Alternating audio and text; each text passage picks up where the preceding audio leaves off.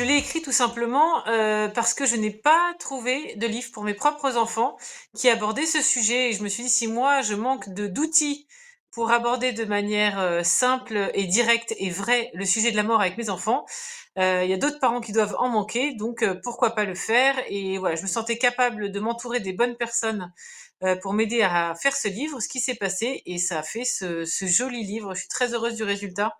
Il y a eu de beaux dessins qui ont été faits aussi par-dessus, ce qui est important, de mêler le beau avec des textes constructifs. Mais je me dis, si les dessins sont pas réussis, le pari est raté. Donc voilà, c'est venu d'un manque en fait. Ouais.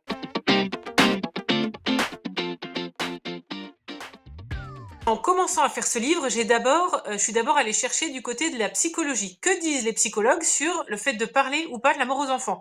En enlevant d'abord le côté religieux, vous voyez? En disant voilà, que disent les psychologues sur le sujet du deuil et de la mort?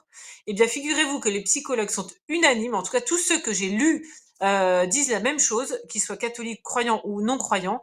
Il faut parler de la mort aux enfants si on veut les aider à faire le deuil et à apaiser leurs angoisses. En fait, un enfant sera plus angoissé si on ne lui parle pas de la mort ou si on lui dit papy est parti ou papy s'est endormi. Bah, un enfant à qui on dit ça, il va avoir peur de dormir, il va se dire que papy est parti, bah, papy va revenir.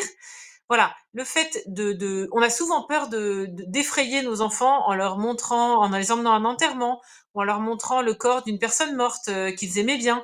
Et souvent pour les protéger et par amour, une fois de plus, je ne juge pas les parents parce que c'est bien délicat d'être parent et on a nos propres blessures, etc. Donc je ne juge pas les parents, je dis juste que les psychologues s'accordent à dire que plus on arrive avec douceur à parler de la mort aux enfants, à leur montrer ce qu'est la mort, entre guillemets, à les emmener à l'enterrement, à les emmener au Alors cimetière, plus le Inès, travail de vous, deuil se fera facilement.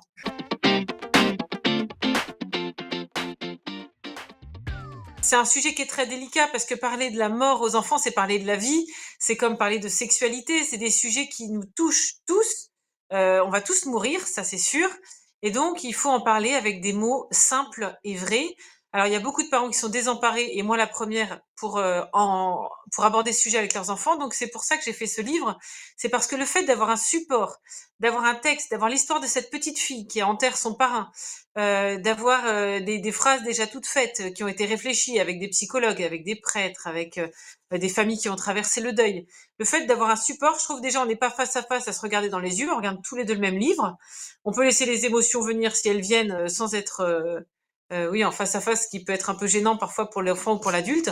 Mais je trouve que il y a rien de tel que d'avoir un support ou d'aller marcher dans la campagne ou d'aller se promener pour aborder ces sujets de questions existentielles. Il faut se poser et puis en discuter calmement avec l'enfant pour écouter aussi quelles sont ses questions et puis voir voilà la réponse qu'on peut apporter en sachant qu'on n'a pas toujours réponse à tout. Moi, parfois, je dis à mes enfants, ça, je sais pas, on va aller voir telle personne pour lui demander parce que là, j'ai pas forcément de réponse ou moi-même, je comprends pas.